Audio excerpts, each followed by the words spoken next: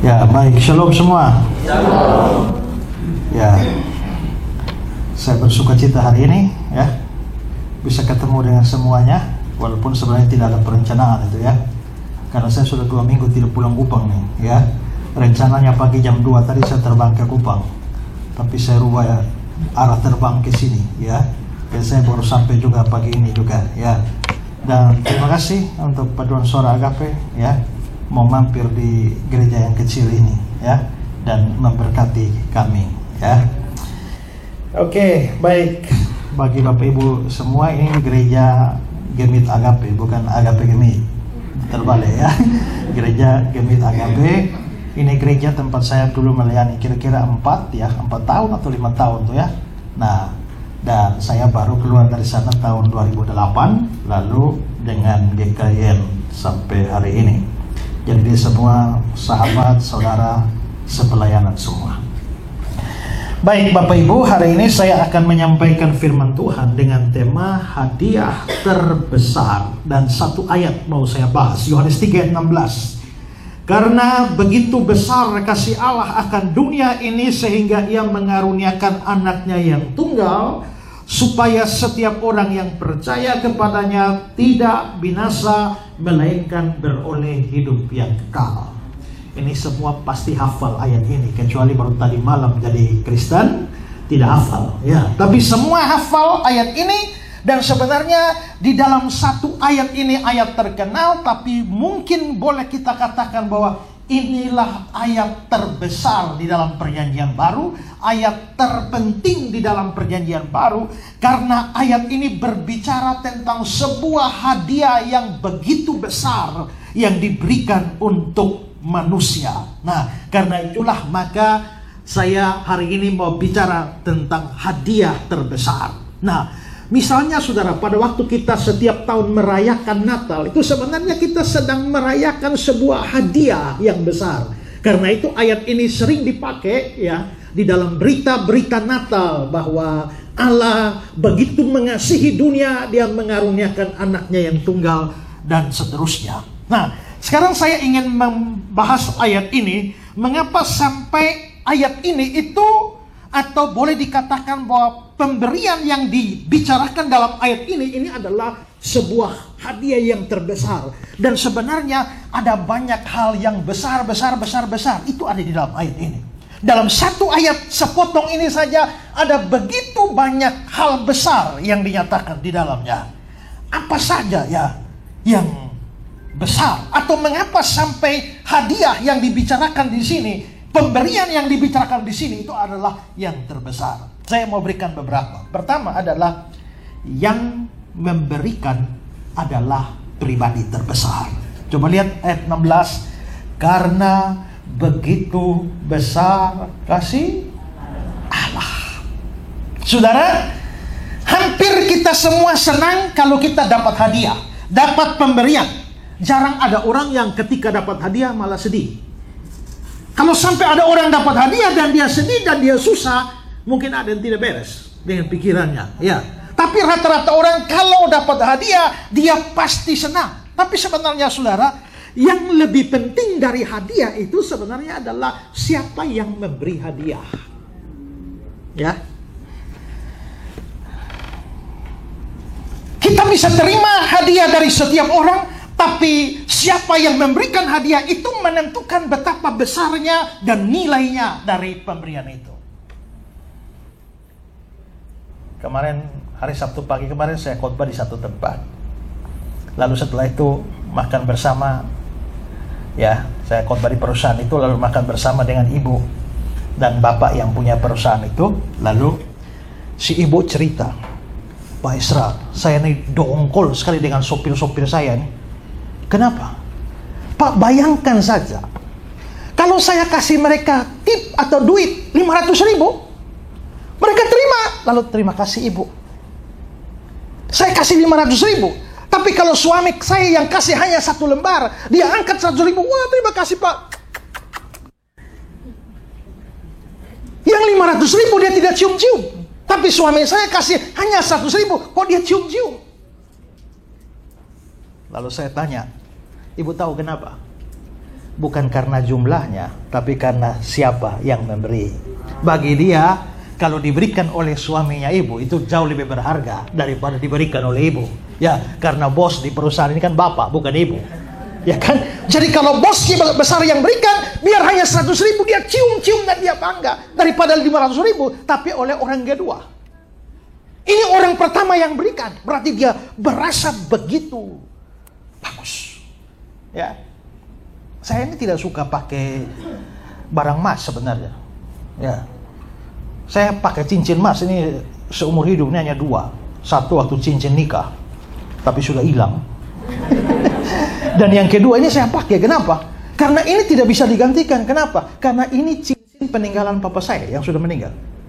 Satu diambil oleh Pak Edwin, satu saya. Nah, maka akhirnya saya menjadi mencintai dan menghargai cincin ini. Bukan karena cincinnya. Mungkin bisa diganti dengan lebih mahal. Tapi siapa di balik itu yang memberikan? Yaitu papa saya. Sehingga ini menjadi begitu bernilai karena orang yang memberikannya. Nah, sekarang saudara, kita lihat bahwa satu hadiah bagi dunia yang besar, tapi siapa yang memberikan? Karena begitu besar kasih Allah. Maka Allah yang memberikan hadiah itu membuat hadiah ini luar biasa besar. Karena yang memberikan itu adalah pribadi yang terbesar. Siapa lagi yang terbesar di alam semesta ini kalau bukan Tuhan, kalau bukan Allah? Kita dapat hadiah, orang dapat sepeda dari Jokowi saja senang ya. Nah, itu dari presiden, tapi Allah adalah yang terbesar di dalam alam semesta ini, dan dialah yang memberikan hadiah itu. Ini membuat apa yang dia berikan itu juga mempunyai nilai yang sangat besar, karena yang memberikannya itu adalah yang terbesar.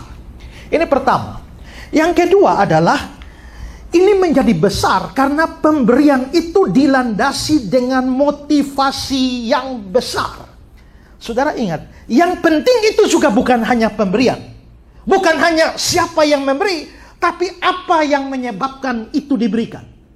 Motivasi, tujuan itu diberikan, itu menentukan. Dalam hidup sehari-hari, ada banyak orang yang memberikan sesuatu kepada orang lain, atau kita diberi sesuatu pada orang lain, tapi motivasi bisa beda-beda. Ada seorang penginjil besar Amerika namanya Jim Bakker. Jim Bakker ini selalu berkata bahwa saya suara Tuhan. Tuhan bicara pada saya, Tuhan bicara pada saya begini.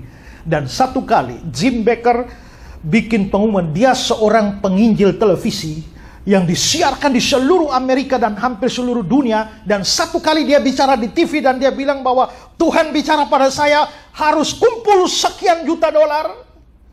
Deadline-nya tanggal sekian. Kalau sampai tanggal sekian jumlah uangnya tidak didapat, maka Tuhan akan cabut nyawa saya.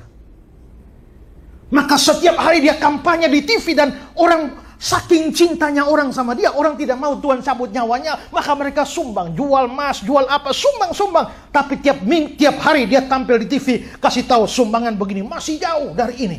Kurang 2 minggu, masih jauh dari jumlah itu. Dan dia teriak lagi, 2 minggu lagi, kalau tidak pas jumlah ini, Tuhan cabut nyawa saya. 1 minggu lagi, kalau tidak cukup, Tuhan cabut nyawa saya. 3 hari, 2 hari, sisa 1 hari terakhir. Dia dorong orang memberi, kalau tidak, Tuhan cabut nyawanya dia. Kurang berapa jam, masih banyak. Tiba-tiba orang transfer dan lunas. Lalu dia puji Tuhan, Tuhan tidak jadi cabut nyawa saya. Tapi penyumbang terakhir ini gila-gilaan banyaknya. Dari semua, dibanding dengan semua yang terkumpul, ini paling besar. Wartawan heran, siapa sebenarnya orang yang memberi. Dan wartawan mulai menelusuri. Dan mereka akhirnya menemukan siapa yang memberi. Dan yang aneh, heran bin ajab, yang beri bukan orang Kristen. Orang non-Kristen, orang tidak percaya Tuhan Yesus. Lalu mereka berhasil dan mewawancara dia. Pak, Bapak bukan Kristen, Bapak bukan orang percaya Yesus, tapi mengapa Bapak mau sumbang begitu besar? Lalu dia bilang begini, saya kebanyakan duit. Tapi saya lihat orang gila ini setiap hari hanya teriak-teriak di TV, kalau tidak cukup uang sampai tanggal sekian, maka Tuhan akan cabut nyawanya. Saya takut dia akan bunuh diri. Jadi, daripada orang gila ini bunuh diri, biar saya kasih lunas. Saudara, ini pemberian yang banyak. Tapi Apakah dia memberi itu karena dia mempunyai motivasi yang baik kepada orang yang meminta-minta? Jim Bakker, tidak. Itu sesuatu yang memalukan. Kita memberi bukan karena selamanya karena kita mengasihi orang, menghormati orang. Siapa pernah ditilang oleh polisi? Lalu polisi minta 200.000. Saudara kasih 200.000 kepada polisi. Apakah karena saudara sayang polisi? Bukan ya? Kasih 200 bisa makin hancur dia dalam hati, ya kan? Berarti orang memberi belum tentu dengan motivasi yang benar. Bahkan banyak orang di dalam gereja beri persembahan juga bukan dengan motivasi benar. Karena mereka dikhotbahkan, kalau saudara kasih 1 juta, Tuhan berkati 10, 100 kali lipat. Nanti Tuhan balas berkati 100 juta. Kalau saudara kasih 100 juta, Tuhan balas sampai 1 M. Maka orang berlomba-lomba kasih. Itu dagang dengan Tuhan. Maka motivasi orang memberikan sesuatu bisa beda-beda. Tapi sekarang di dalam teks ini motivasinya apa? Yohanes 3:16. Karena begitu besar kasih. Berarti di sini motivasi Allah memberikan hadiah bagi dunia ini adalah kasih. Dan kasih itu adalah motivasi terbesar. Hal terbesar. Mengapa kasih menjadi terbesar? Kalau kita baca di 1 Korintus pasal 13, Paulus membicarakan berbagai macam keutamaan kasih. Pertama-tama, kasih lebih besar dan lebih penting dari semua karunia. Ayat 1 dan 2. Sekalipun aku dapat berkata-kata dengan semua bahasa manusia dan bahasa malaikat, tapi jika aku tidak punya kasih, aku sama dengan gong yang berkumandang, canang yang gemerincing. Sekalipun aku mempunyai karunia untuk bernubuat, tapi jika tidak punya kasih, aku sama sekali tidak berguna. Jadi kasih lebih besar daripada semua karunia. Makanya orang punya karunia hebat tapi tidak punya kasih. Itu seperti gong saja. Kasih lebih besar dan lebih penting dari semua pengetahuan.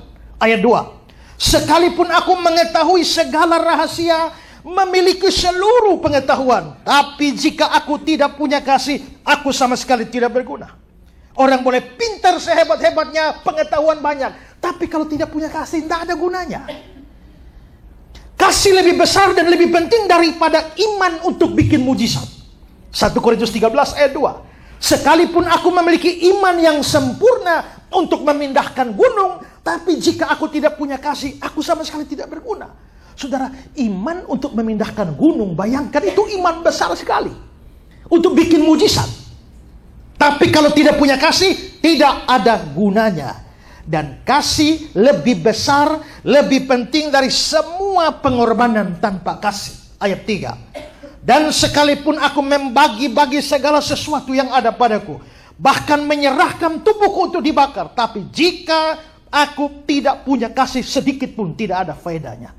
Jadi saudara, Paulus membicarakan keutamaan kasih. Kasih lebih besar dari karunia-karunia roh. Kasih lebih besar dari pengetahuan. Kasih lebih besar dari iman untuk bikin mujizat.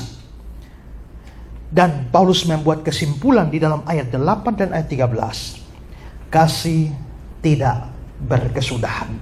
Lalu ayat 13. Yang paling besar di antaranya ialah kasih.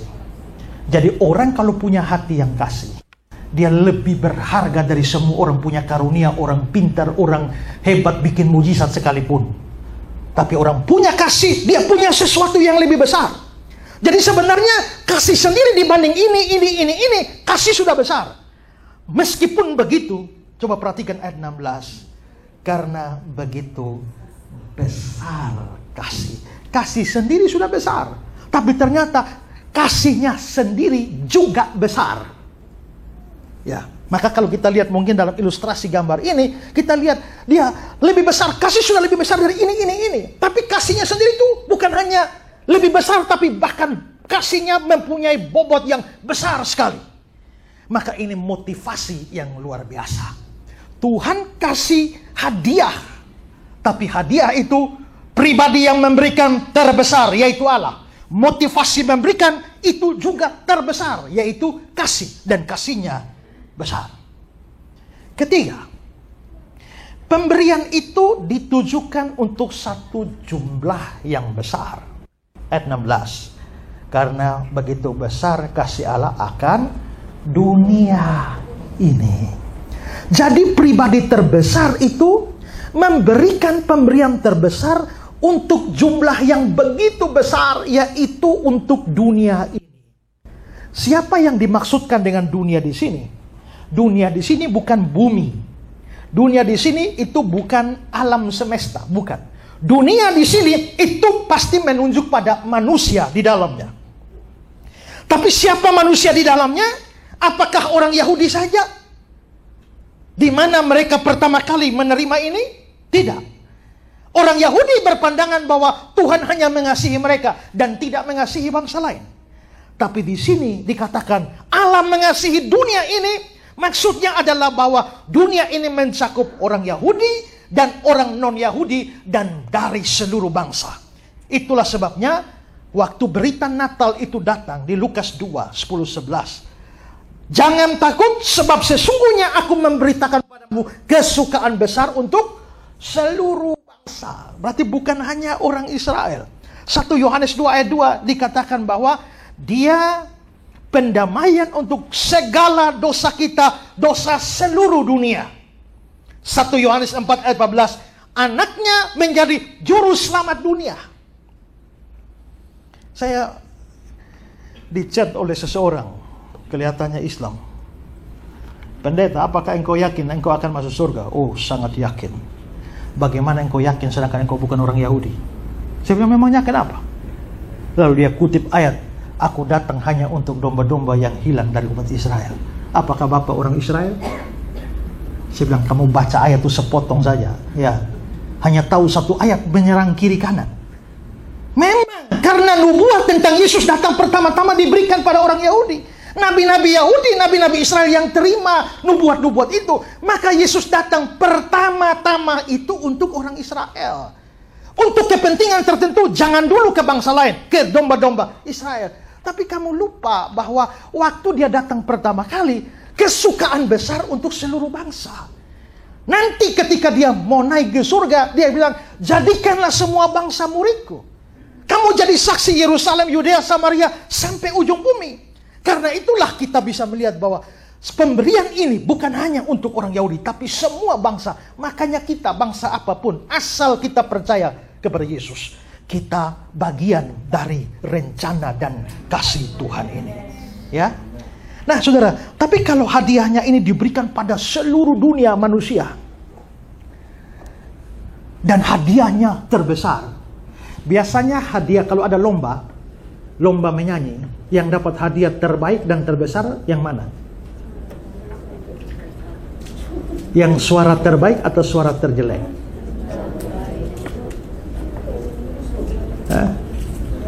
Hadiahnya juara 1 juta, juara 2 juta, juara 3 juta, begitu? Tidak. Biasanya hadiah terbaik diberikan kepada yang paling baik. Tidak ada hadiah terbaik diberikan pada yang paling jelek.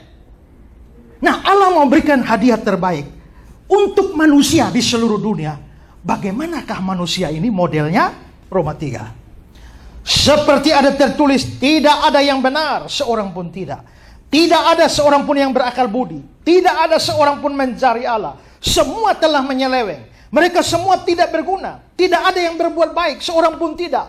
Kerongkongan mereka seperti kubur yang ternganga. Lidah mereka merayu-rayu. Bibir mereka mengandung bisa. Mulut mereka penuh sumpah serapah. Kaki mereka cepat menumpahkan darah. Keruntuhan kebinasaan mereka tinggalkan di jalan mereka. Jalan damai tidak mereka kenal. Rasa takut kepada Allah tidak ada pada orang itu. Layak dapat yang baik? Manusia model begini dapat yang terbaik? Gak layak. Tapi ternyata hadiah terbaik itu diberikan ke manusia paling bejat model seperti ini, yaitu saya dan saudara. Nah, ini mencengangkan, dan ini akhirnya menjadi sebuah anugerah. Yang selalu saya berkata, kalau Anda kerja pada saya gaji 1 bulan 5 juta, itu namanya upah. Tapi kalau Anda tidak kerja pada saya, tapi tiap bulan saya jatah 5 juta, itu namanya anugerah.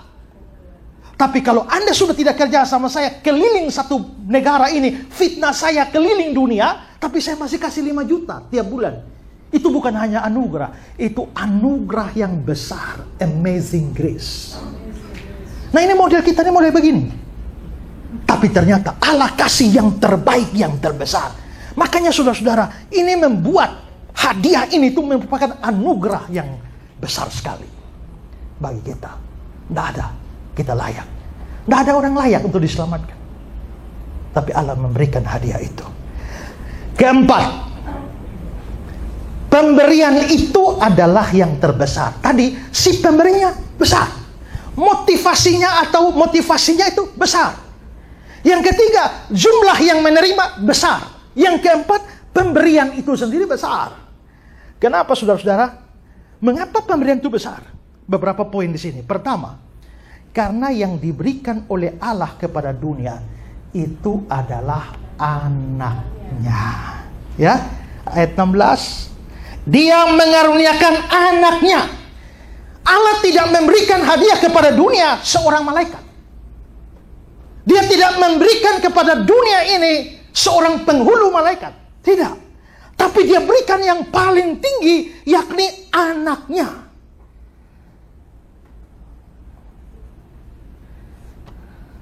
Saudara, memberikan anak, dan anak itu begitu berharga. Saya dulu punya anjing di rumah, ambil dari Tablolong sana. Ya, bawa ke rumah dan pelihara. Tapi tiap hari bapak saya yang repot kasih makan. Maka bapak ini marah, kamu cari kerja buat saya. Akhirnya anjing itu dikasih nama Caker, cari kerja. Ya, anjing itu. Nah, tapi anjing itu saya juga sangat sayang anjing itu. Sampai kemana saja saya pergi, itu pulang itu makan di mana, tulang mesti dibawa, roti mesti dibawa setiap hari. Maka begitu saya pulang dari bawah sana, itu anjing sudah tunggu, dia pasti dapat roti. Satu hari saya pelayanan agak lama keluar kota. Lalu mama saya telepon, kakak, ini ada orang tawar Caker 500.000 untuk jadi RW. Boleh? Ini 500.000. Saya bilang, mama, jangan apa-apakan dia, nanti saya transfer ke mama 500.000. Saya bayar, tapi jangan apa-apakan anjing itu. Nah ini, memberikan seekor anjing saja saya tidak tega. Padahal itu anjing itu hanya makhluk biasa yang mati selesai. Dan ada orang yang begitu mencintai anjing kan? Sampai anjing mati pun semua rib. Rest in peace, rest in peace, rest in peace. Anjing itu bukan makhluk kekal, mati habis itu. Anjing itu tidak pergi ke surga, tidak pergi ke neraka. Tapi anehnya ada pendeta juga yang rib. Ini pendeta tidak beres itu. Ya. Nah, tapi saudara-saudara, kita bisa lihat bahwa memberikan, kalau orang cinta binatang, memberikan binatang saja itu suka sekali. Apalagi memberikan anak. Kalau teman-teman dari Agape masih ingat, lebih dari 10 tahun yang lalu, itu saya pernah bawa satu pengkhotbah, namanya Pendeta Nur Anggraito. Saya hari ini, dia khotbah di gereja Agape, saya masih ingat dia punya cerita. Dia membuat gambaran begini. Waktu itu dia khotbah tentang Kejadian 22, di mana Allah minta Abraham persembahkan anakmu. Lalu dia bikin cerita begini, bahwa saya berpikir seandainya Tuhan datang kepada saya dan Tuhan meminta sesuatu pada saya. Namanya Pendeta Nur. Jadi dia bilang, satu hari Tuhan datang pada saya dan, Nur, bolehkah aku minta, apakah engkau mengasihi aku, Nur? Ya, aku mengasihi engkau, Tuhan. Berikanlah istrimu menjadi korban bakaran bagiku. Dia bilang, Tuhan, ini istri satu, Tuhan. Coba kalau ada 3, Tuhan mau ambil 1 boleh, tapi ini 1 saja, Tuhan. Jangan, Tuhan. Akhirnya Tuhan pun pergi. Beberapa saat kemudian Tuhan datang. Tuhan bilang, Nur, apakah engkau mengasihi aku? Aku mengasihi engkau, Tuhan. Berikanlah anakmu yang pertama sebagai korban bakaran bagiku. Lalu bilang, Tuhan, anak pertama saya ini anak laki-laki, Tuhan. Waktu saya kecil, zaman masih susah, jadi belum ada foto. Saya tidak ada foto masa kecil, Tuhan. Tapi mama saya bilang, kalau kau mau tahu fotomu masa kecil, lihat anakmu pertama. Itu persis kamu. Jadi Tuhan, ini anak paling mirip aku, Tuhan. Jangan, Tuhan. Tuhan pun pergi. Berapa bulan Tuhan datang lagi, Nur, apakah engkau mengasihi aku? Ya, Tuhan. Aku mengasihi engkau. Berikanlah anakmu yang kedua sebagai korban bakaran. Tuhan, saya punya 3 anak Tuhan, tapi anak perempuan ini yang satu-satunya ini Tuhan. Masa Tuhan mau ambil? Tuhan pun mundur. Berapa bulan lagi Tuhan datang. Nur, apakah engkau mengasihi aku? Ya Tuhan, aku mengasihi engkau. Berikanlah anakmu yang ketiga sebagai korban bakaran. Dia bilang, Tuhan, anak ketiga saya ini lahir tahun 2000. Dan orang-orang yang lahir tahun 2000 itu disebut anak-anak milenium. Dan Tuhan, yang ini nih anak milenium Tuhan. Mengapa Tuhan ambil anak milenium? Maka Tuhan pun mundur. Tapi sebelum Tuhan mundur, Nur bilang, Tuhan sabar. Tuhan bilang, ada apa? Aku sudah minta istrimu, kamu menolak. Anakmu pertama kamu menolak. Anakmu kedua, anakmu ketiga, kau menolak. Dia bilang, Tuhan jangan marah. Masih ada satu kalau Tuhan mau ambil. Apa? Itu pembantu. Jadi kalau memberikan pembantu bisa. Tapi memberikan anak itu susah sekali. Dan Allah memberikan anaknya. Maka waktu Allah memberikan anak, ini pemberian terbesar. Yang kedua saudara, ini menjadi lebih hebat karena anak itu diberikan justru untuk menderita, disalibkan dan mati. Matius 20:28. Anak manusia datang bukan untuk dilayani, melainkan untuk melayani dan memberikan nyawanya menjadi tebusan bagi banyak orang. Kalau yang diberikan anak saja sudah luar biasa, tapi kalau anak ini diberikan untuk dibunuh mati, ini menjadi sesuatu yang lebih mencengangkan lagi. Ya, kalau saudara punya anak banyak, saya bilang karena saya tidak punya anak, boleh minta 1. Oh, ambil saja Pak Esra. Mau apakan? Mau sekolah tidak? Mau apa? Mau potong? Saudara kasih? Tidak akan kasih. Allah tahu bahwa dia memberikan anaknya ini untuk mati. Dan anaknya juga tahu bahwa dia datang ke dunia ini untuk mati. Tapi dia masih mau datang. Saudara, bayangkan saudara mengasihi sekelompok orang, lalu saudara harus memberikan anakmu untuk dibunuh mati oleh orang-orang itu. Ini kasih, tapi kasih macam apa ini? Yang memberikan pengorbanan begitu tidak masuk akal. Bahkan melampaui akal sebenarnya. Roma 5 ayat 8. Akan tetapi Allah menunjukkan kasih-Nya kepada kita oleh karena Kristus telah mati ketika kita masih berdosa. Makanya juga Yohanes 15 ayat 3. Tidak ada kasih yang lebih besar dari kasih seorang yang memberikan nyawanya untuk sahabat-sahabatnya. Tapi pemberian anak ini makin lebih hebat. Kenapa? Karena anak itu adalah anak yang dikasihi. Yesus bukan cuma anak, tapi anak yang dikasihi. Matius 3:17. Inilah anakku yang kukasihi. Matius 17 ayat 5. Inilah anakku yang kukasihi. Kalau saudara punya anak 10, yang 9 baik, yang 1 nih biadab, kurang ajar, brengsek, hanya bikin sakit hati saja.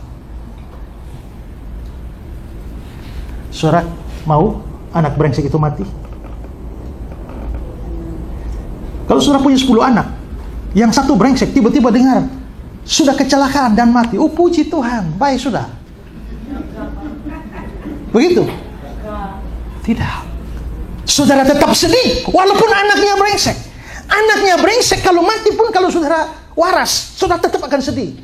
Apalagi kalau anak itu adalah anak yang saudara kasihi. Dan Allah memberikan anak yang dikasihi. Yang keempat, karena anak ini adalah anak tunggal. Yohanes 3:16, anaknya yang tunggal.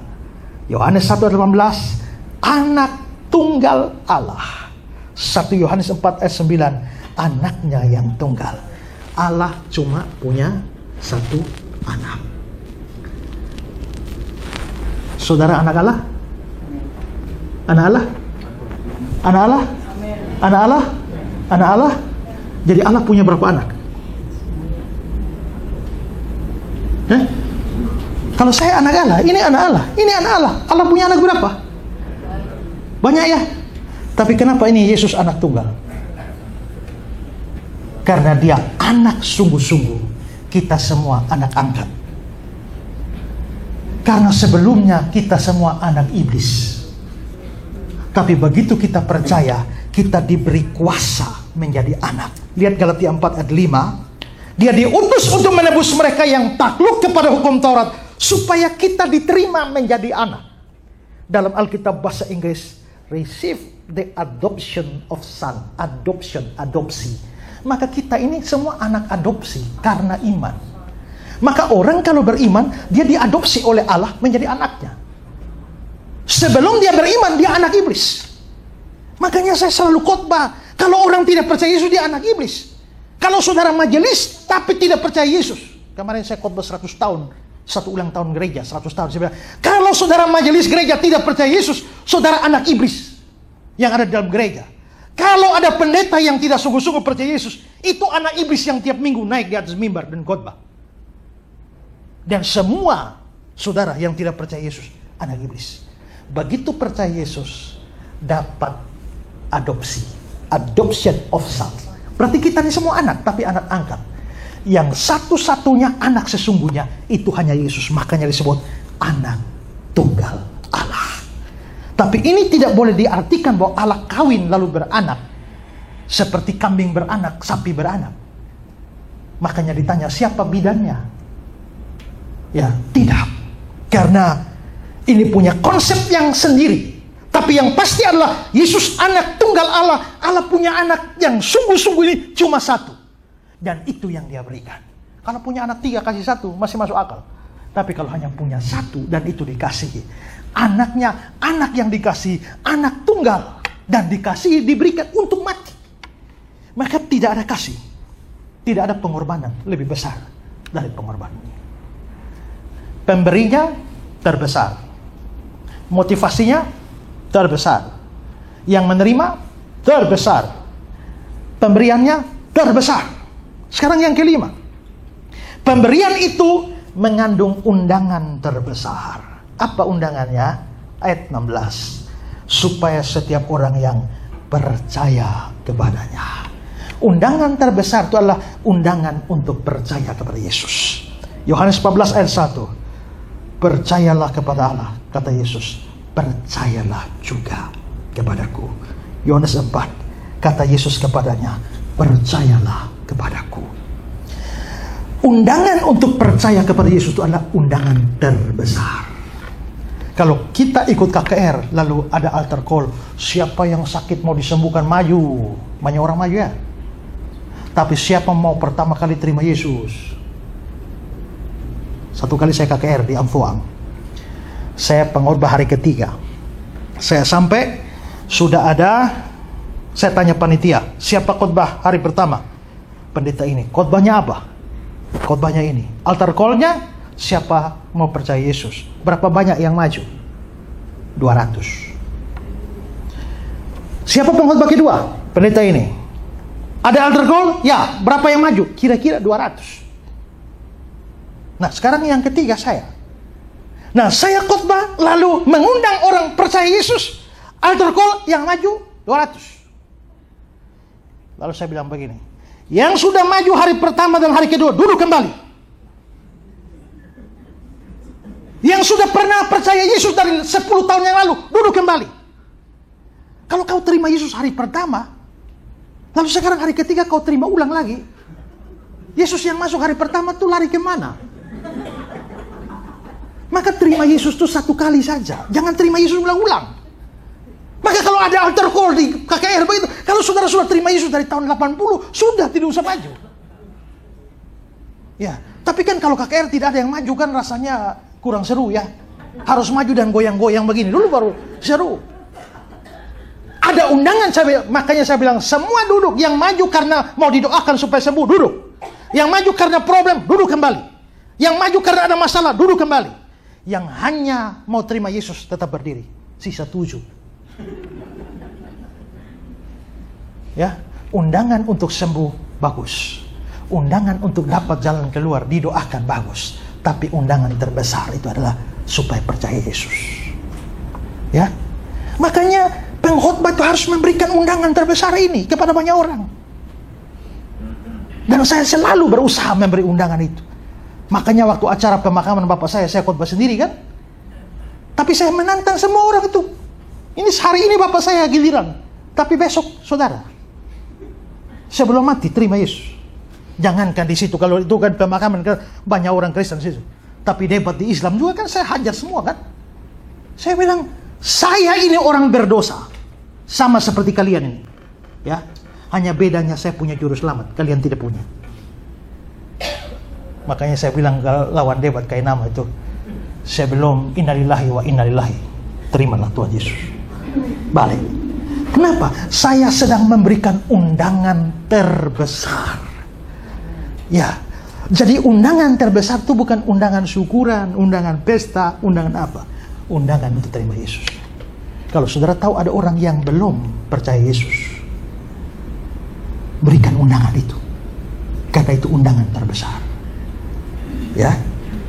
Yang keenam, penerimaan terhadap undangan ini menghasilkan pembebasan terbesar. Apa pembebasan terbesar? Lihat ayat kita. Supaya orang yang percaya kepadanya tidak binasa.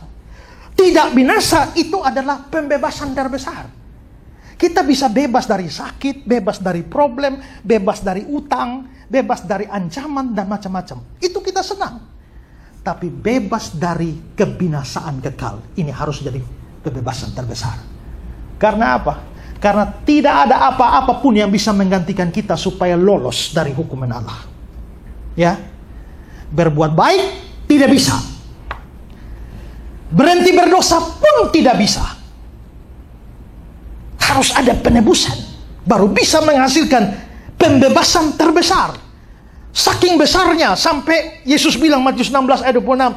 Apa gunanya seorang memperoleh seluruh dunia tapi kehilangan nyawanya? Apa yang dapat diberikan sebagai ganti nyawanya?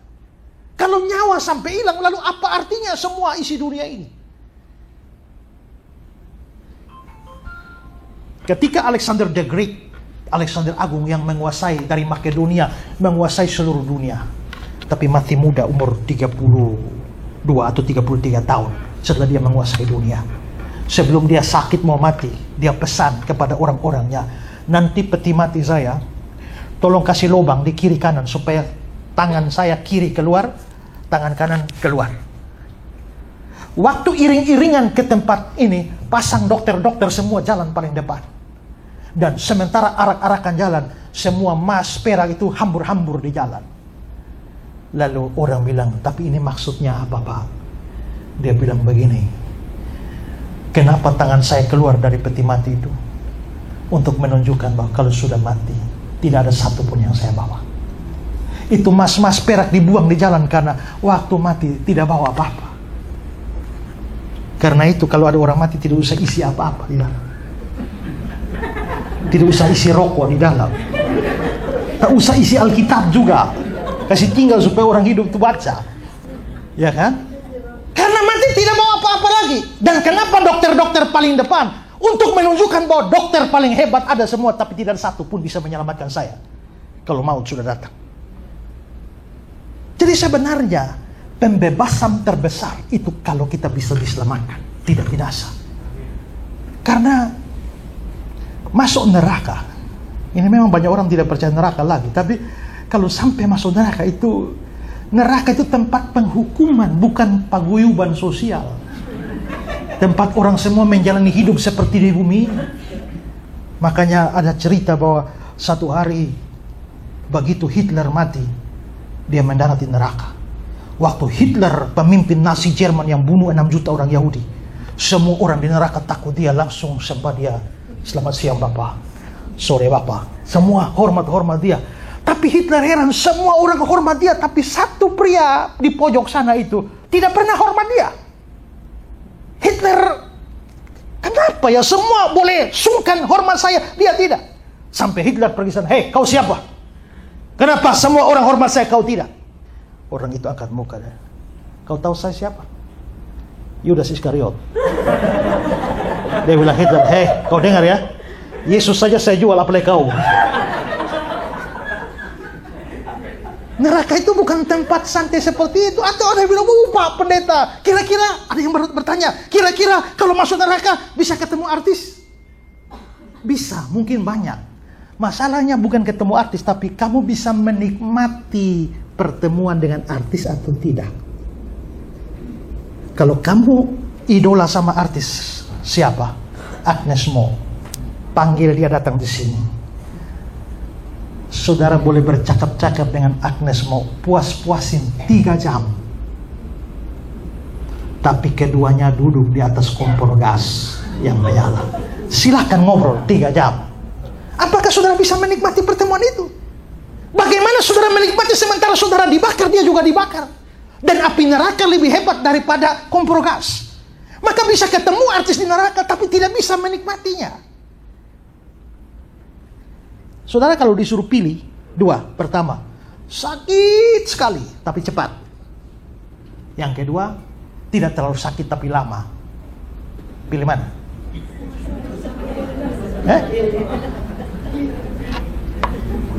Mungkin banyak orang pilih biar sakit sekali asal cepat. Tapi di neraka sakit sekali dan bukan hanya lama, selama-lamanya.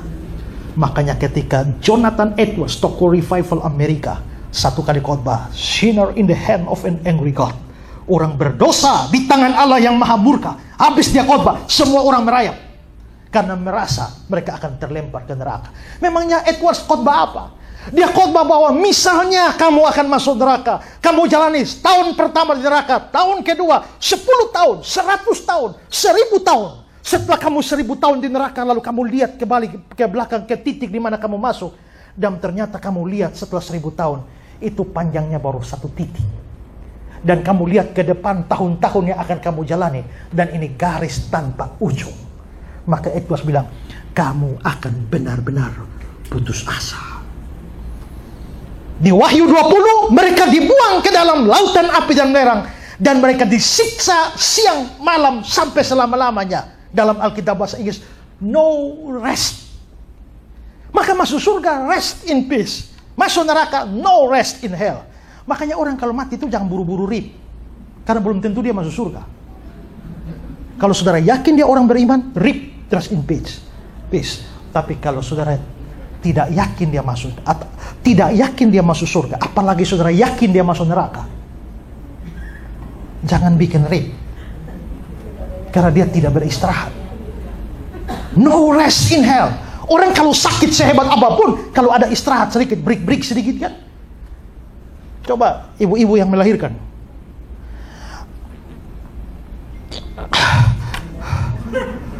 sambulan kan agak enak kan, ada break toh. Saya pernah jatuh motor, kaki keseleo, lalu datang tukang urut. Saya bilang, mama, kalau saya bilang stop, dan dia taruh sini, ada, saya bilang stop, dia uling terus, stop, dia taruh terus, tak. Saya bilang, tante, kalau saya bilang stop, sambung, ya kan? Maksudnya sakit seperti apa, tapi ada break sedikit, itu lumayan. Tapi masuk neraka tidak ada break sejenak. Nah, saudara, kalau sudah begini, masih mau masuk neraka? Tapi kalau sampai saudara dibebaskan dari neraka, bukankah itu pembebasan terbesar? Maka kamu boleh bersyukur dapat rumah baru, dapat mobil baru, bersyukur karena dapat duit, bersyukur karena dapat kerjaan dan lain sebagainya. Tapi syukur paling besar adalah syukur karena diselamatkan dan tidak binasa. Ya. Ke-7,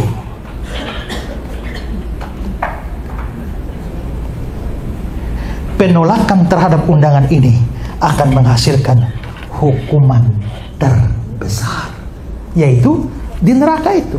Saudara, orang Israel pernah mengeluh di padang gurun, dan mereka jijik dengan mana yang Tuhan kasih. Di Bilangan 21 ayat 5, ya, akan makanan hambar ini kami telah muak. NIV bilang, dan kami benci jijik makanan yang jelek ini. New American Standard Bible, dan kami benci atau jijik terhadap makanan yang jelek ini. Mereka menolak makanan dari Tuhan. Akibatnya apa? Ayat 6, Tuhan menyuruh ular tedung di antara bangsa itu memagut mereka, sehingga banyak dari orang Israel yang mati.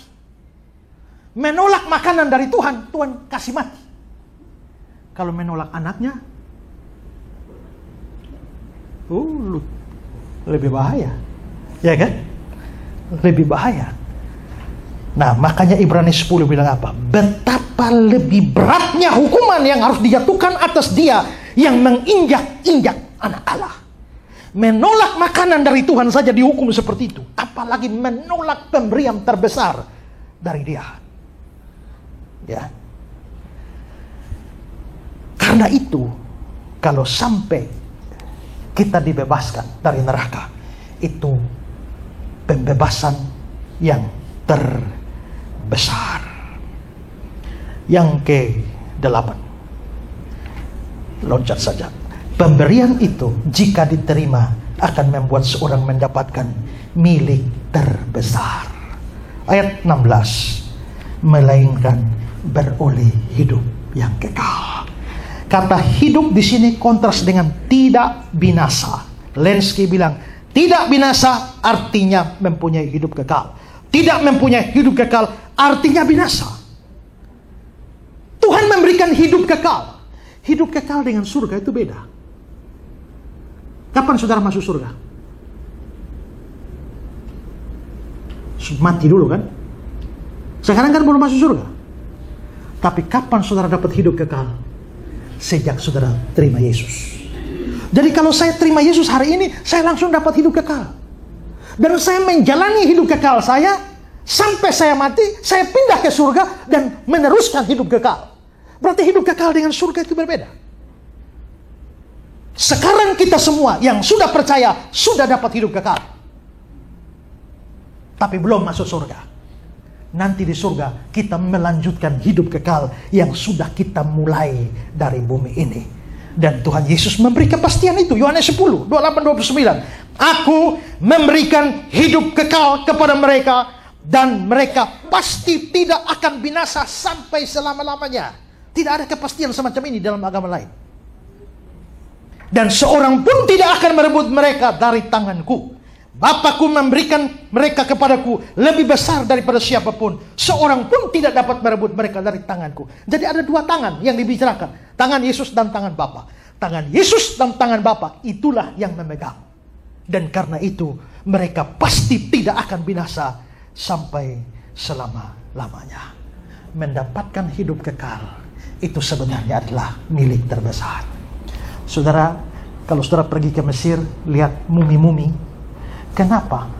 Mereka begitu mati, isi perut dikeluarkan, otak disedot, kasih keluar, lalu kasih rempah-rempah, lalu bertahan muminya sampai ribuan tahun. Mengapa? Itu ada kepercayaan di balik itu. Karena mereka percaya bahwa satu hari nanti ya akan ada hidup lagi. Tapi kalau mayat ini tidak diawetkan, nanti begitu kehidupan berikut, jiwanya akan kesasar karena tidak menemukan tubuh. Itulah sebabnya tubuh itu perlu diawetkan, supaya di kehidupan berikut jiwanya berhasil menemukan tubuh, supaya hidup kembali ada tubuh. Tapi kalau tubuhnya hancur, jiwanya bagaimana? Tidak punya tempat. Itu ide di balik pembuatan mumi. Ada kepercayaan yang muncul pada saat itu. Ya, tapi saudara, memiliki hidup yang kekal itu adalah hadiah terbesar. Saat mati, tubuh ini kembali hancur. Tapi ingat pengakuan iman rasuli, aku percaya kebangkitan daging, kebangkitan. Maka kalau saya mati hari ini, tubuh saya masih di kuburan, jiwa saya sudah di surga. Kalau saudara tidak percaya Yesus, mati hari ini, tubuh saudara di kuburan, jiwa saudara sudah di neraka. Nanti Tuhan Yesus datang baru bangkitkan tubuh. Dan kata lain, kalau hari ini mati baru setengah saudara saja masuk surga ya. Karena manusia utuh itu kan tubuh dengan jiwa atau roh. Jiwa roh sudah di surga, tubuh belum.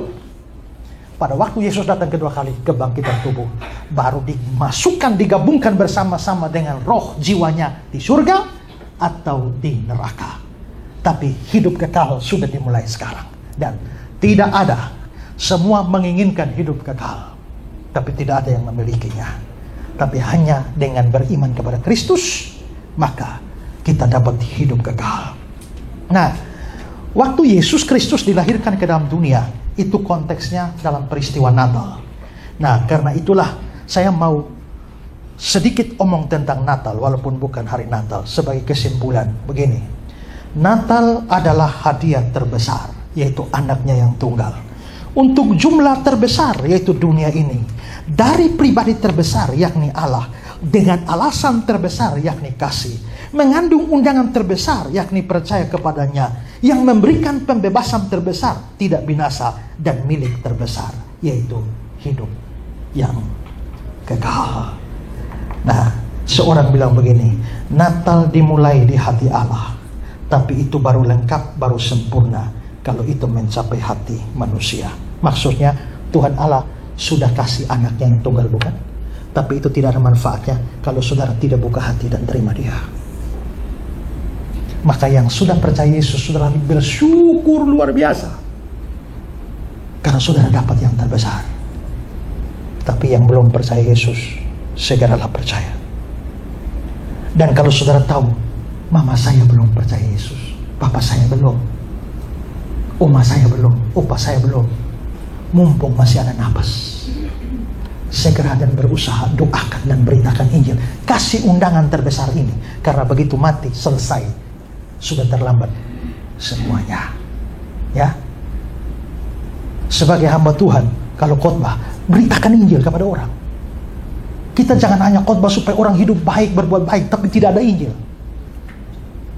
Ya, menyanyi harus kasih pesan Injil di dalamnya. Tadi saya senang itu lagu pertama atau kedua, ada Yesus Juru Selamat kita. Dan itu harus ditekankan. Karena apa? Yang paling penting nih Injil ini. Bukan berarti khotbah tentang kita harus berbuat baik, kita harus mengampuni, kita harus melayani. Semua tidak baik, itu baik. Tapi dibandingkan dengan Injil, itu yang penting. Kalau yang kurang penting itu ditekankan terlalu banyak, nanti yang paling penting itu terlupakan, terabaikan. Coba saudara lihat, waktu pertandingan tinju, di antara ronde 1 dan ronde 2 dan ronde 3 ada apa? Hah? Di TV itu loh. Waktu kita nonton ini, antara ronde ada apa? Ada seorang perempuan kan? Tadi ya. Itu perempuan muncul di situ tuh tujuannya apa? Ya, tujuannya apa? Pak Jimmy, tujuannya apa? Dia kan bawa papan ronde untuk menunjukkan ini mau masuk ronde 2, ronde 3, ronde 4. Tapi karena pakaiannya terlalu seksi, hanya pakai celana dalam saja, orang tidak perhatikan papan ronde. Saya sama teman nonton tinju, ya, antar ronde ini perempuan lenggak-lenggok masuk. Ya, kita dua lihat. Tiba-tiba bel bunyi mau mulai, kita dua tanya. Dia tanya saya, sudah ronde berapa? Saya bilang, wih, berapa? Beta juga tahu. Padahal kita dua punya mata dan menokot. Pertanyaannya, kita dua lihat apa sebenarnya di situ? Sebenarnya yang paling penting itu papan ronde.